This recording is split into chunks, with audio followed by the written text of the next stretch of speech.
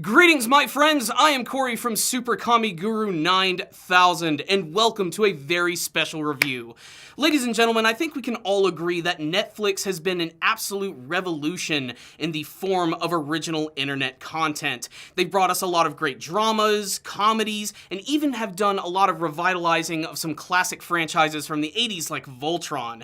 But now they're going to be dipping their toes into the pool that is video game adaptations, and they've taken it upon themselves to actually adapt a classic Konami franchise known as Castlevania. And due to the subject matter of this actual series, I wanted to add a little more atmosphere to this review. So let's just go ahead and jump in. Lights, camera, denizens of the dead, welcome to my review of the Netflix original series, Castlevania.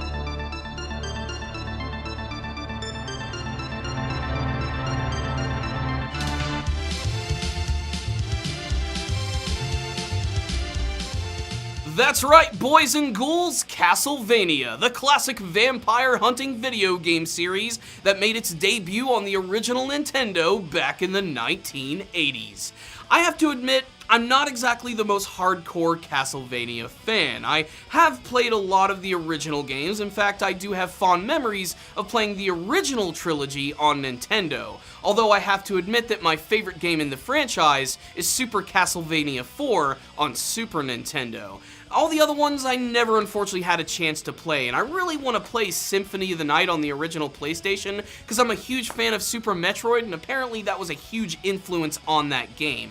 But today, we're here to talk about the Netflix series Castlevania, which is effectively an adaptation of the third game in the series, Castlevania 3: Dracula's Curse. What I find most interesting about this adaptation is that they're adapting a video game which had very little story to begin with, unless of course you looked at your instruction manual, something that you don't see in a lot of common video games nowadays. Now, what I do love is that they're adapting a part of the story which has a lot of cool characters in it, such as Trevor Belmont and Sypha, not to mention Grant the Pirate, who unfortunately does not make an appearance in this season. I guess they're saving him for the next one, and of course the son of Dracula himself, Alucard, not to be confused with all of the other Alucards in pop culture. And then of course there's Big Papa Vlad himself, Count Dracula. They're finally giving this character some characterization outside of the fact that he seems to be an extreme caricature of the classic Bela Lugosi version of Dracula. This is definitely a more modern interpretation and taking a lot of its cues from the more modern Castlevania series, which honestly I don't necessarily have a problem with, although I have to admit I do like Trevor Belmont's old design just a little bit more. It was a little more He-Man meets Conan the Barbarian. Now, he's just kind of like your own generic anime douchebag.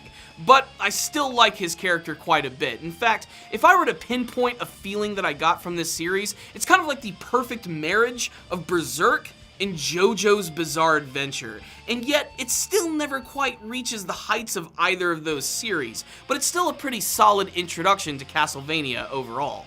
So what's the story in the very first season of Castlevania? Well, the good news is it's going to be easy to follow because the first season is only 4 episodes long. Typically, a Netflix series gets around 12 to 13 episodes for its season, so it's pretty clear that they were just sort of testing the waters here, and I think that was a really smart move because of course they decided to go on the animation route, which I do think fits perfectly for the concept of Castlevania. This way they can go completely crazy with all of the action monster scenes, not to mention the super over-the-top violence, which this series is chock full of. The story in the very first season follows Count Dracula as he plans to get revenge against all of mankind. Why does he want to get revenge? Well, the church decided that they are going to burn his human wife at the stake because she healed some people with some herbs from the mountains. They think that she's a frickin' witch, and they go all Monty Python and the Holy Grail on her ass and completely burn her alive, which pisses off Dracula to the point where he decides, I'm going to summon an unholy army from hell and get my revenge against all of humanity in the most bloody and over-the-top way as possible. This, of course, draws the attention of vampire hunter Trevor Belmont, who comes from the Belmont clan, who is an excommunicated clan of people who used to hunt against vampires. And that's when you're going to start to notice that Dracula himself is not actually the real villain of the series. The real villain is religion itself. The church. They are evil as fuck. It's kind of ridiculous and cartoonish in a sense. It's like they took the Spanish Inquisition and mixed them with Cobra from G.I. Joe. It's just over the top and insane, and they want to do nothing more than protect all of their people and control them with their very own religion. However, by doing this, they've ended up bringing upon the wrath of Dracula himself, and that's when Trevor decides to come in and save the day, despite the fact that everybody thinks he's a total jackass. Trevor, however, is not going to be alone in his journey to take down Dracula and his evil army. He is actually going to be joined by this mage who goes by the name of Sypha, who is another playable character in Castlevania 3, Dracula's Curse. And basically, she's sort of like the spunky sidekick of Trevor, and you can definitely see that there's a relationship which is forming between these two characters. The other big character that they do introduce in the very final episode of the season is Alucard, the son of Dracula. Now, Alucard wants to get revenge against his father for the death of his mother. They don't get into the heavy details of why he really wants to do this all that much, but he is very impressed by what Trevor does in their battle in the final episode of the series, which, let's just talk about the action a little bit. I honestly think that is the highlight of the Netflix Castlevania series, are the action scenes. They are very few and far between, but whenever they are there, they hit hard. And like I said, they're incredibly violent. The first episode is basically just a massive blood orgy of watching this entire demonic army go over this Romanian city and just completely destroy people, eating them alive, ripping them in half, blood and guts all in your face. It's pretty damned intense. I'd also be remiss if I didn't mention that the atmosphere actually works really good in this series. There's a scene in the second episode where Trevor comes upon this city which has been completely ransacked by Dracula and his demon horde, and there's this one demon who's running outside of the city with a dead baby in its mouth. We then cut to a scene of this woman who's crying, looking at this cradle which is completely empty and filled with blood. It is a very stark and very disturbing scene, and actually reminds me of some of the key moments from the other vampire anime series, Hellsing Ultimate. But let's get back to those action scenes. I love them in this series. In fact, they might actually look too good, and the only reason that I say that is because whenever there's an action scene, it looks like a completely different production when compared to the rest of the series. Whenever there's no action going on, it's basically just your typical generic anime with characters standing around and occasionally moving their mouths. Nothing really all that special going on. However, when a big action scene kicks into high gear, it looks like something that you would actually see in a film, and it looks very impressive. There's a great scene early on in the series where Trevor's actually fighting against these two members of the church, and he uses his whip and actually ends up whipping this one guy's eye right out of his socket. And it looks so realistic and so messed up. It gets even better when we finally get to the real action of the series, where he goes into these deep catacombs under the city and fights against this big Cyclops monster. It's got some of the most fluid motion that I've actually seen from the entire series, and it makes me wish that they would have poured a little bit more of that into some of the earlier parts of the episode. But without a doubt, the action highlight of the entire series is Trevor Belmont going up against Alucard. In the final episode, we get to learn that Sypha and her group of speakers are actually looking for this messiah, so to speak. They're looking for this person that's going to save them from Dracula and all of the church as well. And supposedly their savior exists underneath the city in the catacombs, and it ends up being the son of Dracula himself, Alucard. And when Trevor discovers this, they immediately start fighting because, of course, he comes from a clan of vampire hunters and he wants nothing more than to kill all of them. So they end up having this amazing hand-to-hand battle using their fists, using whips, using swords, and it is awesome. It is just so explosive and fluid, and just watching the characters move and trade blows with one another is just damn thrilling. I also love that they managed to put a little of attention to detail in here, giving homage to the video games. Just getting to see how Alucard actually sort of teleports across the room. It's the same effect that you actually see in the Castlevania games, and that's something that I really do appreciate. That being said though, the series itself really doesn't feel too much like playing the Castlevania games. There are definitely some great homages to the franchise. Hell, there's even a sequence in the series where we actually get to see him going through some platforming and actually trying to not fall into any pits.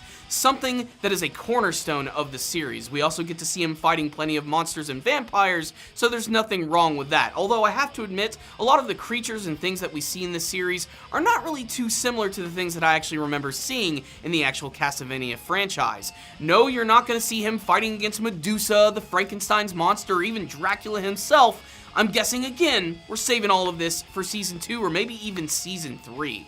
Fans of the franchise might be disappointed to know that we don't even go in Dracula's castle in the season at all. We do get to see it, and we do also get to see its special ability to sort of spontaneously just appear anywhere it wants to, which again, leads to some pretty awesome imagery.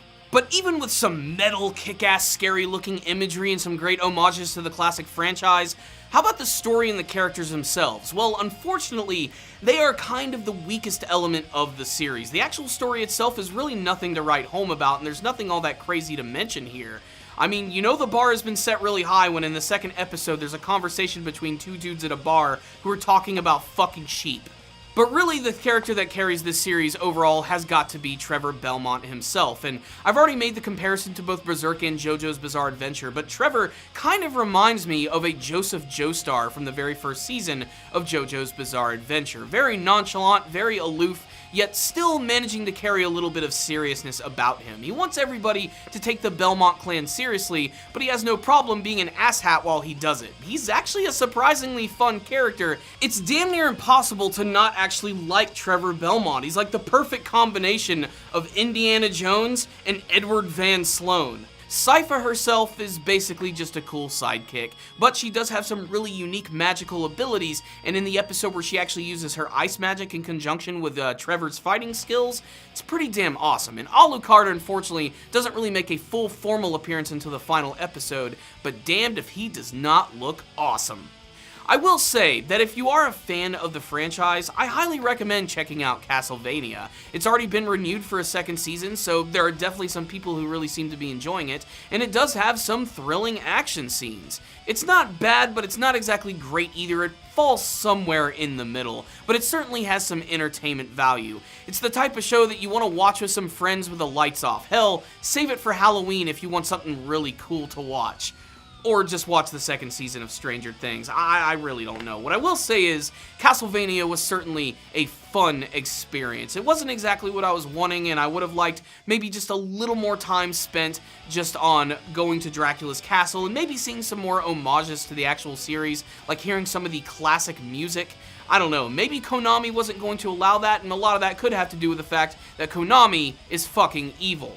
What is not evil, however, is this adaptation of Castlevania. You can tell that there was a little bit of care and thought put into it, and if you're a fan of animation, anime, or even just anything vampire related, or you're just a big fan of Castlevania, I highly recommend checking out Netflix's original series, Castlevania. I give this series a solid 3 out of 5. Check it out, everybody. If any of you did watch the brand new Netflix series Castlevania, make sure to tell me what you thought about it in the comment section below. Did you like this adaptation? Did you not like it? What did you think of all of the characters such as Trevor, Sypha, and Alucard?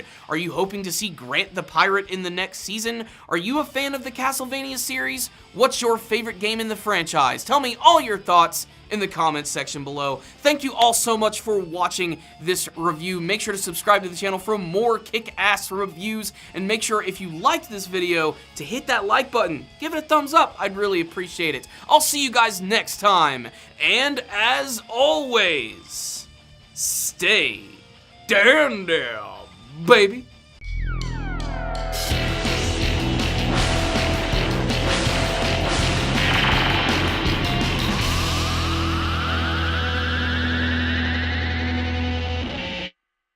Seriously? That was awesome. Ugh, get this thing off me, it smells weird.